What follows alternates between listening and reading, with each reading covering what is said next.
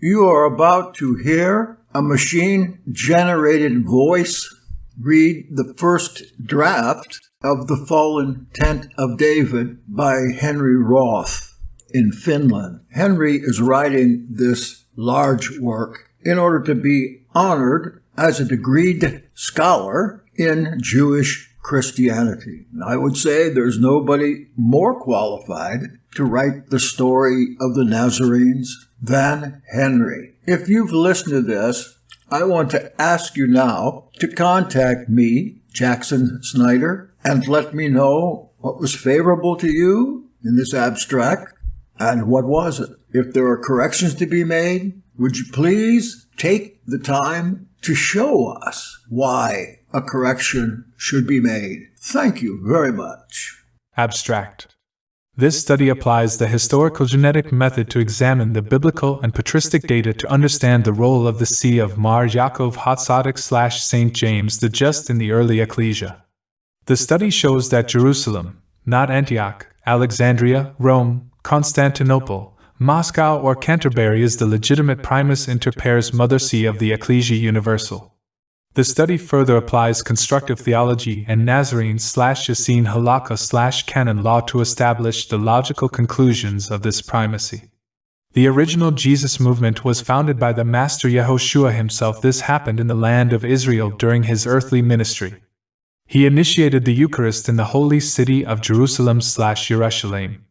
He suffered, died, and was resurrected there and ascended to heaven from the Olive Mount, which is in the vicinity of Jerusalem to this day, and where he is to return to implement his messianic kingdom, per Zechariah. It is the place Abba Yah chose as the capital of his world kingdom from whence the Torah will emanate to the ends of the earth, per Isaiah 2, etc.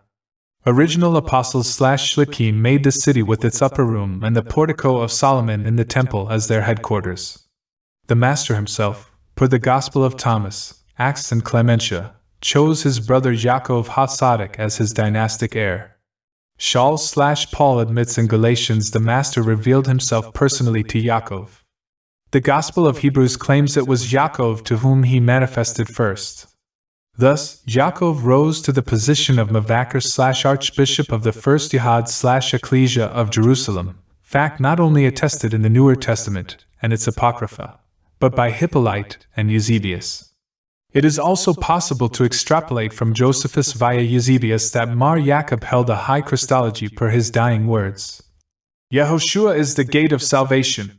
For the reasons relevant to the overall ecclesiological reasons, Christology, somewhat an elephant in the room within the Hebrew roots movement, is addressed and considered within the historical and cultural context, and its meaning to the identity politics of our day. It was in the Mother Ecclesia of Jerusalem, i.e. the Metropolitan See, where the apostles conducted the first ecclesiastical council and decided the new converts from the Goyim / nations would be subjected only to the Noachide covenant with its laws / mitzvot, and later invited to more Torah, per Acts 15 and Didache. It was established in the first council the rite of circumcision has no salvific function. The See of Jerusalem remained the center of the ecclesia until the destruction of the holy city and the house of Yah in 70 CE. The See of Jerusalem remained in the hands of the Despacini, i.e. the blood relatives of the Master, until the Second Jewish Revolt in the 3rd century.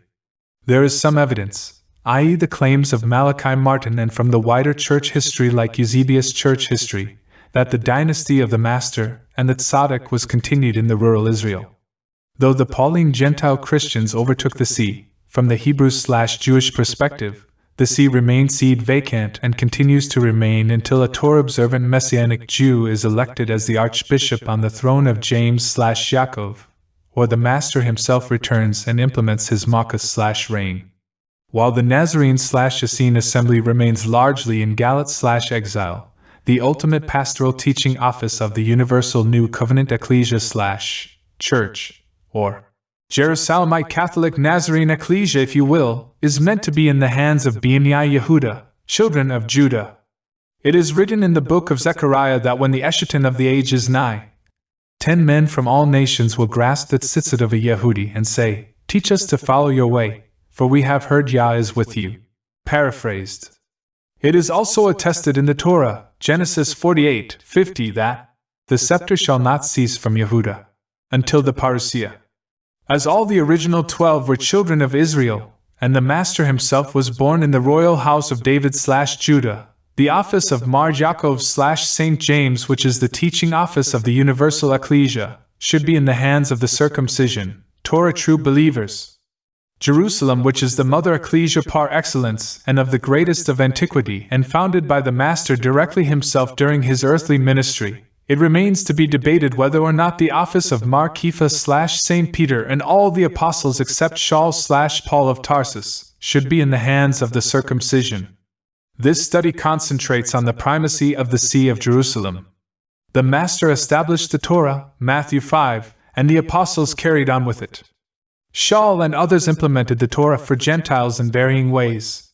The Didache may support the divine invitation theology, where Gentile converts are demanded the no-child laws but invited for further Torah observance. Shaul/Paul circumcised Timothy, who was halakhically Jewish, but not Titus, who was a Gentile.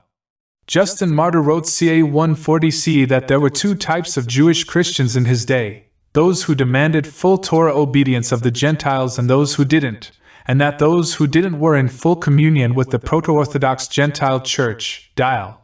Trifo 47. Augustine of Hippo, 354–440 CE, wrote that the baptisms of the Ebionites and the Arians were valid.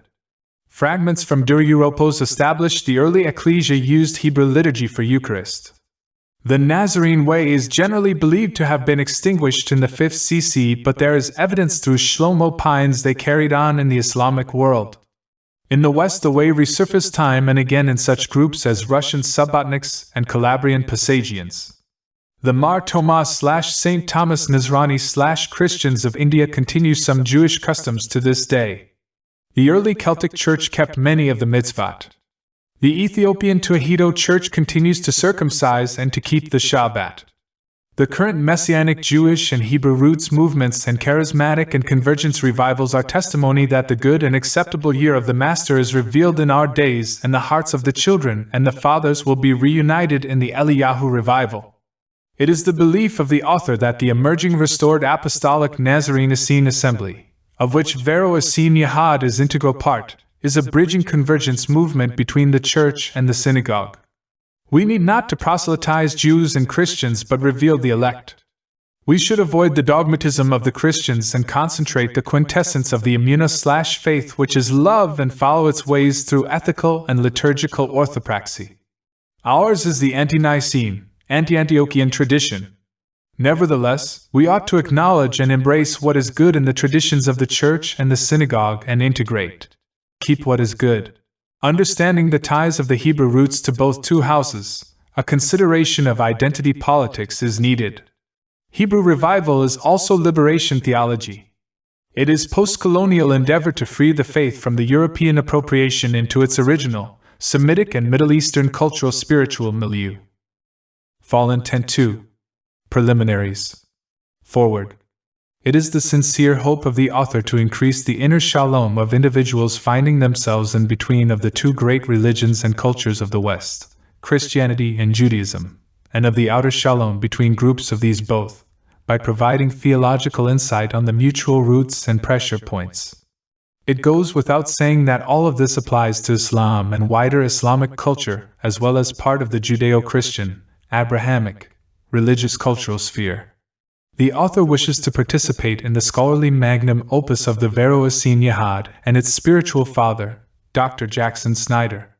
That work, as understood by the present author, is to chart the so-called nascent Christian origins to their Judaic roots into the fullest by research of ancient scripture, especially the Dead Sea Scrolls.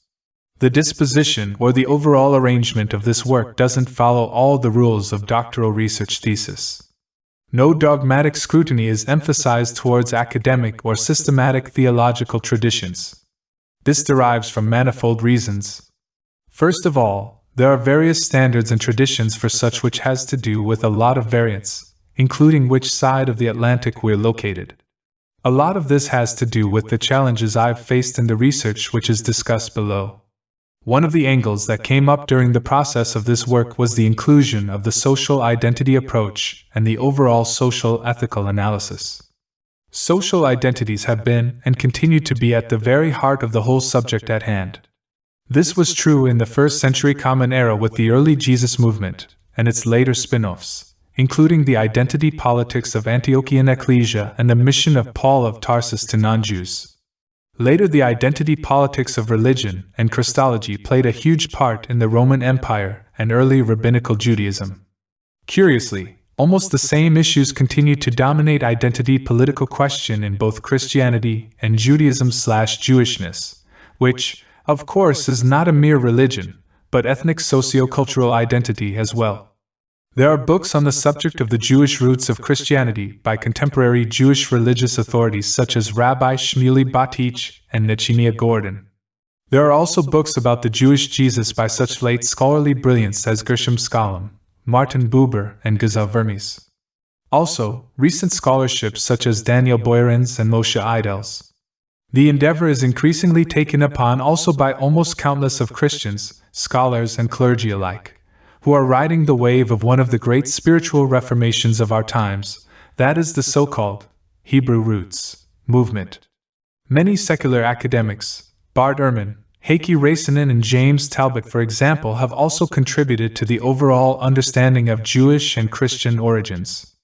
Semantics, names and ecclesiology. Semitic form Yehoshua is used when discussing the first century rabbi and messianic claimant, instead of Hellenic Isis/Jesus, in order to decolonialize his historical person.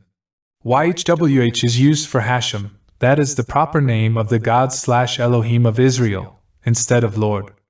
Elohim is occasionally preferred instead of God, when dealing with the deity. Also, James the Just is regularly restored as Yaakov HaTzadik. Otherwise, I've decided to refrain from using the Hebraic names of biblical historical persons, except in brackets sometimes.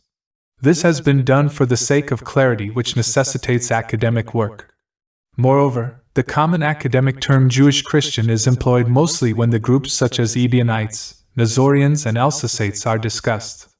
The author joins Eisenman and others in their criticism of the term and elaborates it with the idea of the colonization of Jewish identity politics by the imperialist Christendoms. Therefore, other terms are employed at times, but the common term is retained in most cases for the sake of academic clarity. I've decided to use the Greek name Ekklesia, instead of church, when referring to the first century onwards messianic assembly of believers and followers of Yehoshua. Assembly is used at times interchangeably when referring to a specific local group of this Ekklesia. Term universal Ekklesia is used in reference to one, holy, apostolic and Catholic/universal Ekklesia, church. Jewish Christians, Jewish Messianists, and Messianic Jews, politics of terminology. When discussing the groups and individuals who harbored these hybrid identities, along the standard term Jewish Christian, I'm using the less frequent term Jewish Messianists used by the renowned Moshe Idel. The term Jewish Christian doesn't, in my opinion, convey the self-understanding of many of these groups, like Ebionites and Alsacites. However, some sources prohibit us from determining whether they discuss of which Messianist group within the Jewish Yeshua/Jesus movement. Moreover, the term Jewish Messianists could and does include other movements who considered someone else than Yeshua as the Messiah, rendering the term imprecise at times. These other messianic claimants included but are not limited to such individuals as Bar Kokhba, 2nd century CE, Sabbatite Sevi, 17th century, and Rabbi Menachem Mendel Schneerson, 20th century. The term Jewish Christian also may not at all convey truly the self-image of some of the modern groups within Judaism or the Hebrew Roots movement, who have some consideration and or veneration of Yeshua, whether messianic or not. Using the term Christian is therefore somewhat polemical and, in the author's opinion, colonial and spiritually imperialistic determination, which is something this thesis is about to look into critically. I've also refrained from using the term Messianic Jews/Judaism except when precisely referring to the evangelical Christian Jews who use that term. Messianic Jewish movement by and large is a mainline Protestant movement missionizing the Jewish people with Jewish outlook and Pauline, Protestant, evangelical theology, eternal conscious held doctrine and all included usually. Thus, speaking of ancient and medieval movements, I would feel it anachronistic to speak with terms used by the mainstream Christians of the present day. I have decided to use the term Jewish Christian for the sake of clarity at times and mostly in the chapter titles. I'm using it with epithets in order to underline the artificiality and ultimately the underlying spiritual cultural colonialism of the term. Because of the problematics of the term Messianist discussed above, I use variably term Yehoshua movement. This is the same as the Jesus movement of the scholarly consensus, which is retained with half brackets in the chapter titles at times for the same reasons as mentioned in regards with other, historically and culturally questionable, conventional academic terminology. About the author. Pectus facit theologum. Henry David has studied religious studies in Helsinki University and other academic institutions for years.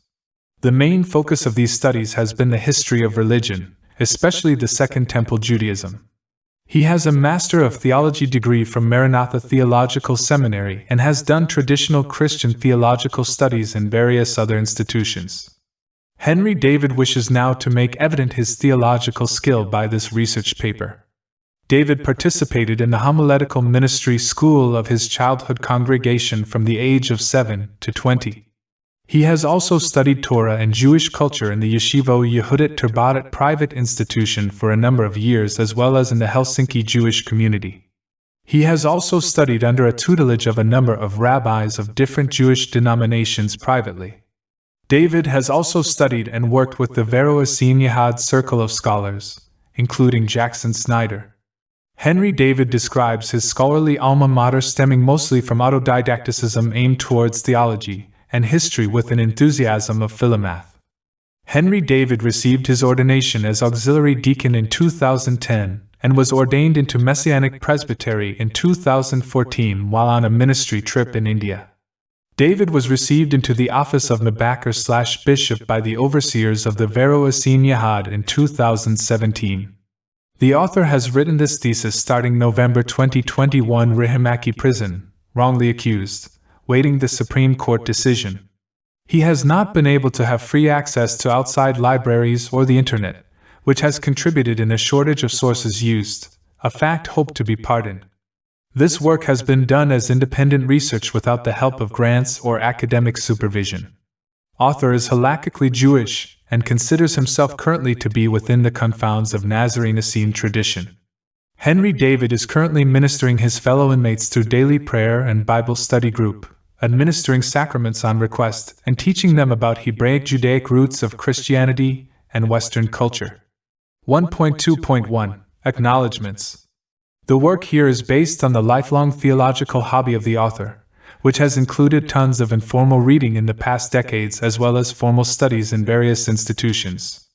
Though we don't see everything eye to eye theologically, I wish to thank my parents for teaching me to read at the age of 4 and for expounding the basics of biblical knowledge and the English language, without which this work wouldn't have been possible. The basis for the inspiration for this subject implemented years ago belonged to such popularizers as Karen Armstrong. My first cognitive contact with more scholarly studies of theology was in 2005 with reading the book Introduction to Christian Theology from the Seventh-day Adventist Perspective, book written in 1980s by Richard Rice of Loma Linda University, which was presented to me by then pastor of Ulu's SDA Church, Marco Aroma. The scholarly in-depth for my knowledge on the Judeo-Christian origins and the history of religion belongs to the theological faculty of the University of Helsinki, as well as such scholars as Daniel Boyarin, whom I had a pleasure to meet in person in 2019. The work of such academics as Heikki Räisänen, Petri Laamanen and Bart Ehrman has been paramount to my work. Robert Eisenman, whom I've met online, also deserves to be mentioned as an inspiration through his somewhat controversial but well-informed views. Jackson Snyder and the circle of scholars of the Vero Essene Yahad of Vero Beach, Florida have been an inspiring and informative source to me. This research has been conducted inside the Finnish prison system. The author hasn't had direct access to internet or scholarly libraries. The author has had to rely on the help of the staff in order to get access to vital materials. This work wouldn't have been possible without the help of the following prison officials: Pastor Timo Simpula, Pastor Jukka Vanska, Senior Studies Instructor Juso Antikainen, Librarian Jana Morola, and other rehabilitative personnel. I wish also to extend thanks to my longtime friend, mentor and co-worker Keijo Hallinan for moral and intellectual support. I wish to thank my family for their continued support. I wish to mention my fellow inmates and co-learners Maddie K. and Tomas K. and offer gratitude for their support. Also, thanks belong to my teacher and friend Aristotle H. Sudok of Jharkhand, India, Sakari Vaik of Wari of Finland, and many others. I wish also to extend gratitude to my rabbis Barry Albin of Nebraska, Michael Shavak of Pennsylvania, and Simon Livson of Finland.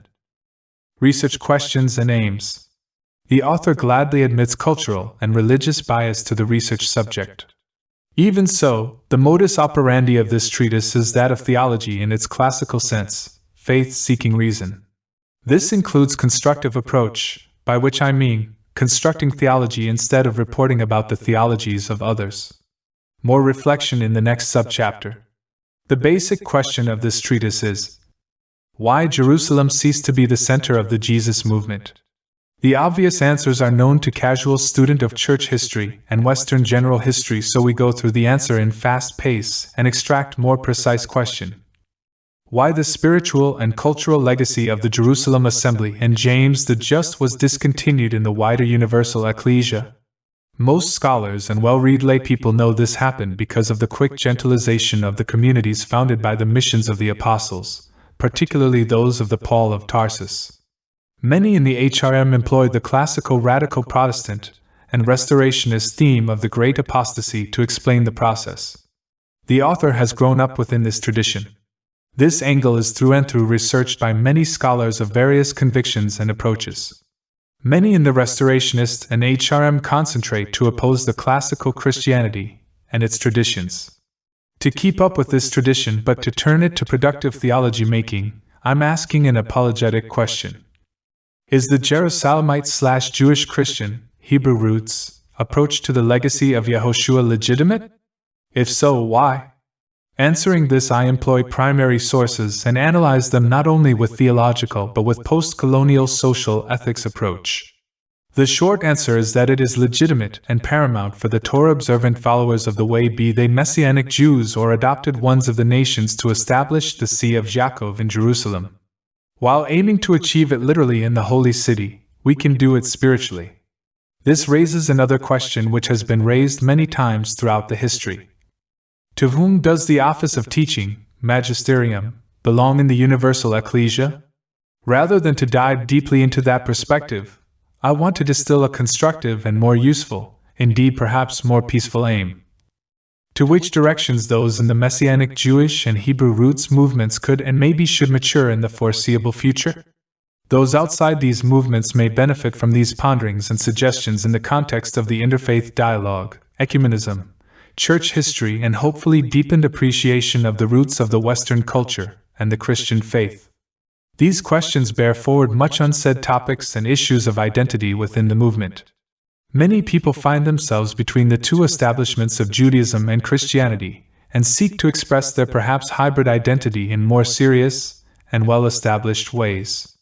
Here comes into play the patriarchal power play and identity politics. Who is a Jew and who is a Christian? To which the establishments are monopolizing their opinion. Therefore, this thesis will evaluate a possible theoretical solution to the dialectic issues raising from the mainstream Judaism and classical Christianity on the subject of Christology and theism. The doctrine of the deity of the Messiah is at the core of all problematics on the interfaith dialogue between the two parties, proverbial church and the synagogue. Therefore, one question of the research is, to which extent is it possible to find a middle ground in Christology and theism which takes into account the Jewish absolute monotheism and the Christian high Christology and Trinitarianism? To answer this, the author will present a model of his own which strives to answer to this question. The author believes the Christological and theistic debates to be an essential identity-defining events in the foreseeable future of the nascent Hebrew roots and Messianic movements. They are equally important in the larger contexts of identity polities of who is a Christian and who is a Jew, research obstacles, subjectivity, conditions, social experience, theological and hermeneutical approaches and preferences, personal investment, Study conditions have been inside one of the maximal security correctional institutions in Finland. The author hasn't had access to internet personally and couldn't harness university libraries except regularly by proxy of the prison library. Most of the research work has been conducted without any academic supervision. The practical reason for the impractical tendency of the author to use and quote Finnish language books even when they exist in English versions, as well as insufficient source quotes, i.e. missing page number or name of the publisher, are all part of the same research obstacle. The scarcity of primary sources by Jewish Christians of the antiquity, and near complete lack of their direct testimony are part of the research obstacles on the subject. The author admits the lack of access both to Greek originals of some of the sources as well as fluent skill in Greek. Having studied Biblical Hebrew in the University of Helsinki, as well as with rabbis, I'm self-educated to have a working skill with the Greek alphabet and basic syntax. As this is a work of interpretation of church history and ecclesiastical and post-biblical jurisprudence with social ethics, the emphasis isn't in the exegetically analysis. Subjectivity is always a factor in any research. In the case of the present author, that would include epistemological and hermeneutical approaches, theological and philosophical preferences, and education. The study conditions have dictated that I choose a subject I know a lot to start with. In this case, there is past. In some way, there is a continued personal investment to the subjects of not only theological but social identity nature. This all, of course, is a hindrance, but in this case probably not an unwinnable obstacle to research. Because of the conditions, I had to choose research subjects I already knew well. Being a Hebrew roots minister, this ensures I'm subjective. Rather than trying to avoid these obstacles, which would be futile, I chose to write a thesis embracing my subjectivity by applying traditional, constructive, and apologetic approach to theology and jurisprudence. I divided my original research into 3 separate studies, one which would ensure more objectivity, the other which I could apply philosophical tools, and the third research which is the one presented in this paper. I boldly make a case from the primary sources to elevate values important to myself and some of the groups I work with. Still, I disclaim the impression of working completely from a priori standpoint. I had already distanced myself from Messianic faith due to personal life factors, and I had no humanly desire to return to it. Nevertheless, as I read church history and academic literature trying to find a research topic, I encountered data which indicated the thesis I'm making in this research. This and other findings actually reconverted me back to personal faith in the Messiah once more. Also, I risked myself of being disfavored by the non-Messianic Jewish community, to which I joined with great personal trouble and investment. Therefore, it is not what would seem smart, world-wise, and is not an idea I stepped completely a priori. About methods and bibliology. Keeping somewhat in line with the approach of classical philosophy and contemporary humane arts, I've done my best to incorporate critical viewpoints to this thesis, which generally is of a constructive theological work. The Bible is used in the context of it being a historical religious document of the West, of Judeo-Christianity. In the presentation of the theses, Bible, Apocrypha, rabbinical and patristic material are used to create historical apologia for the primacy of the original Jerusalem Ekklesia. Methodological naturalism is applied to texts per se, but their cultural historical authoritative value is acknowledged at the same time. This is to say, the Bible with and without the Newer Testament and the Apocrypha, and the Dead Sea Scrolls and other historical religious texts are used in the sense that the texts are acknowledged to varying degree as foundational to wide Jewish and Christian world. The actual varieties of theologies behind the belief in the divine origin of the Scriptures are not considered here in great detail. The Bible in its Jewish and Protestant canon is considered the primary textual and legal source of the Ecclesia and the synagogue. The theological methods used will be those of classical theology. That is, constructive, productive theology instead of only analytical and descriptive religious studies of the wider academic world. The author will employ the viewpoints of deep spiritual approach and deep ecumenism, the former being his own model of thought, briefly to be explained later. In order to understand ecclesiology and Christology, we'll use the historical genetic method by examining the biblical, patristic, rabbinic and other historical texts as well as the Dead Sea Scrolls. Here we're not confining the treatise in the dogmatic method of classical theology, which means the traditional comparison of church dogma with the scriptural proof text. This is done too. In the context of Christology, we'll dig into the roots and draw from the understanding of past and present Christologies in order to know where we stand today, in order to know where we might be able to go, ecumenically speaking. During the process, we'll take into account the need to take into account the global theology method, which is another way to contextualize theology as relevant today.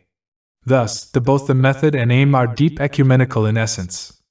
Understanding for the interpretation of history of religion is sought from the conceptions of liberation and post-colonialism. The Jewish people have been until recent history a colonized people. Their history has been largely written by others.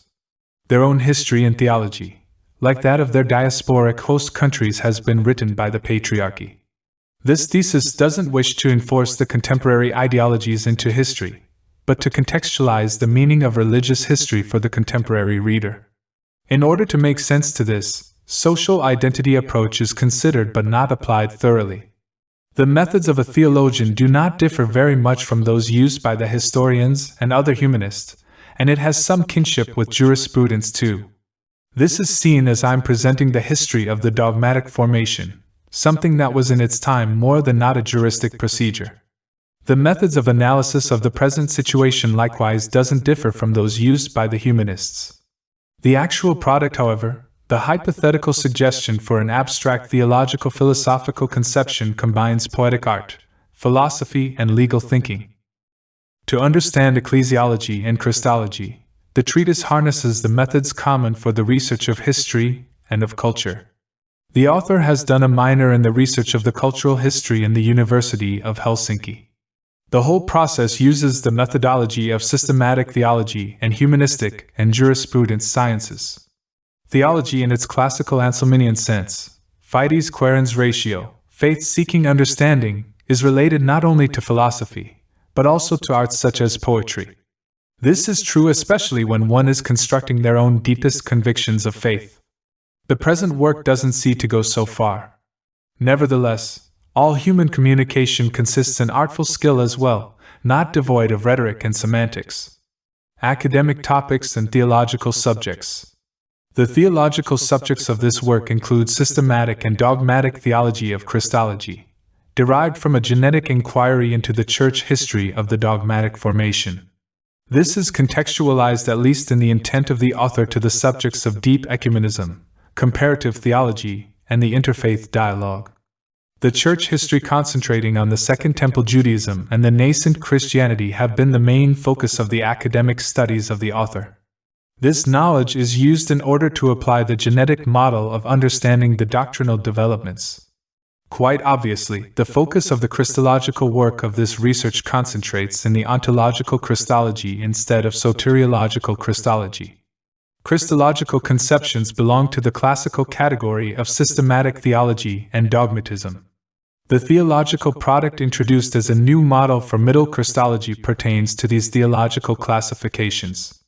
The byproducts of this project derived from their respective epistemological methods belong to liberation theology and post-colonial studies. This work seeks to take into consideration the social apparatuses of patriarchy and class in understanding the place of the Jewish people in the ecclesiastical history as well as in the contemporary interreligious encounter. Definition of deep ecumenism and the deep spiritual approach. The following is presented to offer a short definition of the terms denoting the philosophy behind the viewpoints employed by the author in the development of the experimental theology of this thesis. First, deep ecumenism is a term used by a number of modern scholars and clergy from a wide spectrum of fields. Late Rabbi Zalman Schachter Shalomi of a blessed memory is among them, together with a brilliant Episcopal priest Matthew Fox. Deep ecumenism means recognizing the spiritual value within different religious traditions and finding a mutual ground. Even a possibility of a joint worship may be on the list of those who wish to employ deep ecumenism in practice. In this work, deep ecumenism is used as a method for recognizing the inherent value of both Christianity and Judaism, both standing as human spiritual achievements on their own rights. Furthermore, their common ground is recognized in order to seek points of contacts and separation. From this positive or benevolent viewpoint, the author will offer a theological construction of his own in order to present a possible middle Christology that may or could have been, or would have developed in different contexts, or an alternative dimensional string of reality, if we are allowed to apply some literary imagination. Deep spiritual approach is a philosophical and pragmatic mental approach coined by the author in partnership with K. Joe Hallinan, M.Sc. Deep spirituality is more than spirituality or religion. It is living in the true state of conscious being and making decisions and epistemic and hermeneutic conclusions from this non-dualist, integrative mode of thinking. To contextualize these thought tools to the present thesis, we conclude: Deep ecumenism is a philosophical setting suited at the evaluation of the doctrinal discussions of interfaith movement, and within the Hebrew roots movement, which of necessity has to draw from both Jewish and Christian tradition in order to find its own ways. It also carries a methodological advantage on the interfaith discussions, as it has an egalitarian standing on the inherent value of different traditions. Deep spiritual approach is a philosophical and practical tool suited in a task to find hints and traces of existential meaning, that is, at the very least, human endeavor for it, from the various religious and spiritual philosophies and traditions of the world. In the context of the present work, it is applied to respect the developed theologies of both Judaism and Christianity, while also acknowledging their mutual historical spiritual roots in the Second Temple era Judaism. The subjects are discussed more thoroughly in the yet unpublished book Eased, The Algorithm of Love, Introduction to Deep Spiritual Theism and Deep Ecumenism, by Henry David and K. Joe Hallinan. Liberation Theology, Post-Colonialism, and the Question of Cultural Appropriation. Much of the academic theology and the history of religion is very scholarly and dry. For a person who is not specialized in our field, but interested in the subjects it represents, a merely informative studies can be quite frankly a turn-off. I'm not advocating against rigorous academic research, but I'm advocating for contextual research. While the author's wish is not to project ideologies into this work, there is a need to acknowledge where we come from and how history has been interpreted before. Admitting my own class position as an inmate, wrongly accused, and my Jewishness definitely contribute to the way I do research and to my intellectual disposition overall. The first factor, the social class, plays the practical factor in my modus operandi and the restrictions my present state adds to my possibilities to reach information and vital sources. My acquired Jewishness contributes to my whole worldview and inspires to study the Jewish/Christian origins. It's important to acknowledge the Jews have been a colonized people group until very recently. Prior to the re-establishment of the State of Israel in 1948, the Jewish people previously had political independence in the Maccabean era ca. 100 BC, the Jewish revolts of the 1st and the 2nd centuries, and the Kingdom of Khazaria and some minor principalities of the Middle Ages not included. After the destruction of Jerusalem by the Romans in the year 70 CE, the colonial experience intensified as diasporic exile, which often manifested in forced expulsions and itinerary way of life. During the diaspora, the rabbinate rose to take up the task of defining what it means to be Jewish after the destruction of the temple. The rabbis became the major force of the Judaism and helped them to survive in the pariah status. This happened while their colonial masters and diasporic hosts often violently tried to suppress them politically, culturally, and spiritually. The consideration of these things during the research work has also initiated a deeper cognitive understanding of the other people group I belong to, the Finnish people as colonized and ethnized people. This said, the Finnish have also been contributors to the colonial projects of European imperium builders. They continue to colonize the indigenous Sami people of Sapmi. Also, there has been times in the history of the State of Israel when the Israelis have exercised colonialism towards the Palestinians, a sad fact which I as pro-Israel Zionist Jew cannot deny. All of this means a multifaceted and multilayered experience and perspective on the questions of colonialism, victimization, and reconciliation. For a research scholar, even of the more traditional theology, it is paramount to recognize personal history and investments which nevertheless will always bear effect on the research and its interpretation. Much of the perceived exclusivities of the Jewish people and Judaism derives from these historical experiences. The spiritual suppression and forced conversions are one of the key factors needed to understand the present state of Judaism and its place in the interreligious dialogue. Soon after the Constantinian shift, ca. 312 CE onwards, Christianity, previously persecuted minority itself, started to persecute and suppress the Jews. Christianity, which started as a Jewish sect, soon became the major apparatus and the progenitor of the Western civilization. Christianity became a colonizing force and one of the central ideological frameworks of the European project, and has remained such even until our own day. In our times, we often discuss the subject of cultural appropriation. What is less discussed is the fact that much of the Christian civilization is based on the cultural appropriation by Gentile Christians of the Jewish Bible. The West is still recovering from the effects of the Christian supersessionism, replacement theology, which teaches that the Christian Church has replaced the nation of Israel in the divine election and economy. From these concepts, we can also understand the importance emphasized by the Jewish communities in the anti-missionary work. Jews have been and continue to be targeted with efforts to convert them to Christianity, or Messianic Judaism. For historic reasons, belief in Yeshua as the Messiah has been the dividing red line of Judaism. While the present author personally agrees for Jews to remain Jews and hopefully grow in loyalty to Jewish people and Jewish customs, it is equally important to understand and embrace the complexities of Jewish identity in today's world. It is also impossible to dismiss the many faces of new spirituality, Nazarenism, Kabbalism, and the Hebrew Roots movement, which embrace different conceptions of what Judaism and/or Yeshua's claimed messiahship entail. While some of us have trouble accepting the claims of new movements, we have communal and collective responsibility to understand the times we're living and to be religiously tolerant. The evidence investigated in this work indicate that this partition line between Judaism/Christianity did not always exist. The history of dogma formation shows a plurality of Judaisms, Christianities, and Jewish Christianities in the late antiquity. What we are doing here is a sort of alternative history reconstruction regarding what a Jewish Christian Christology might look like. From these premises, it is reasonable to include viewpoints of the liberation theology. The liberationist approach as conceptualized by Vero Essene is a paradigm consisting of feminist, liberation theological, postmodernist, ideology critical, and post-colonial concepts of interpretation. The function of religion and spirituality in the real world should be to empower people, especially the marginalized groups. While being empowered, it's important to remain open and attentive to other groups, both major and marginal. Empowerment means understanding and vice versa. Only true path to liberation lies in the mutual understanding and solidarity of human race. The current Russian aggression against Ukraine calls for this even more, as we see some religious leaders sanctifying such crime.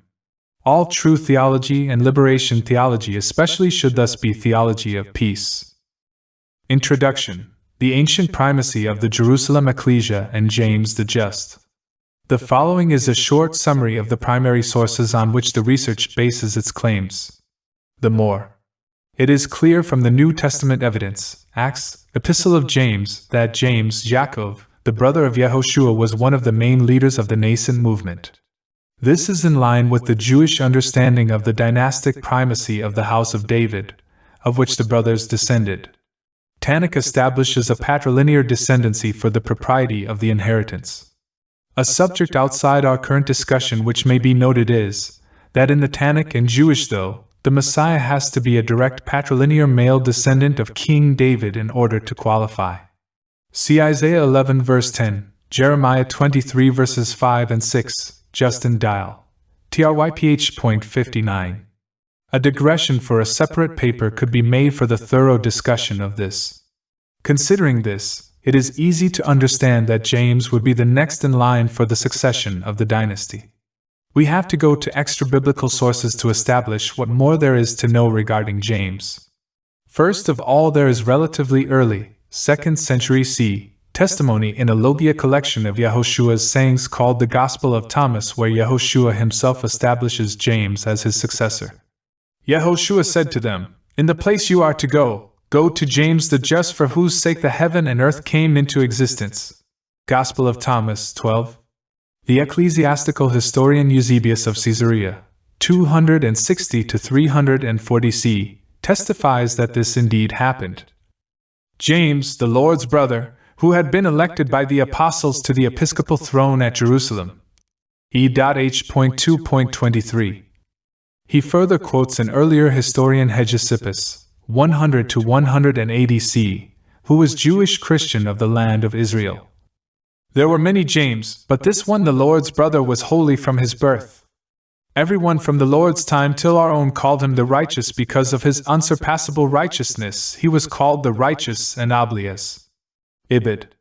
The original Aramaic version of Josephus, delivered to Eusebius, had the historian's personal analysis for the reasons of the destruction of Jerusalem. Because they slew the righteous one, Titus came and burned down the city. Hist. Historical justice and the question of cultural appropriation. The challenge of history, the anatomy of the animosity of the church and the synagogue. The problem posed by the dogma. The quest for a Christology true to both Judaism and Christianity is somewhat an oxymoron, since the main dividing line between the two comes exactly from Christology. To go back a bit from the implications of the subject, it is the claim of the author that the belief in Jesus, that is Yeshua, in and of itself is not at odds with the basic integrity of Judaism. This is so, provided the fine points of such belief, that is, Christology doesn't cross certain lines. The Jewish view of the Messiah. In normative, rabbinical, Judaism deriving from the Torah, Talmud, and later from the rationalizing principles of Rabbi Moshe ben Maimonides, God doesn't have a body. Monotheism is absolute in normative, rabbinical, as well as Karaite Judaism.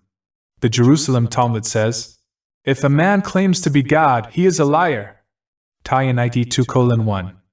The idea of the Messiah in normative contemporary Judaism differs from the Christian understanding of the same.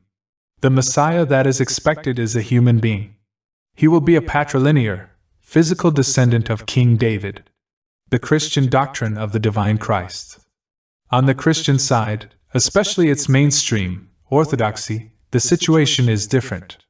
The Trinitarian Orthodox Christianity maintains in its creeds that the belief in the deity of Jesus and in the triune Godhead are matters of salvation. These are the prima facie obstacles. The doctrine of intermediary divine logos/memra was not unkosher for much of the early Judaism, the Pharisees such as the great Rabbi Akiva included. The development of the later Tanaic and post-Tanaic Rabbinic Judaism and Nicene Christianity both forfeited the logos theology. Thus the part of the name of the thesis, Logos lost.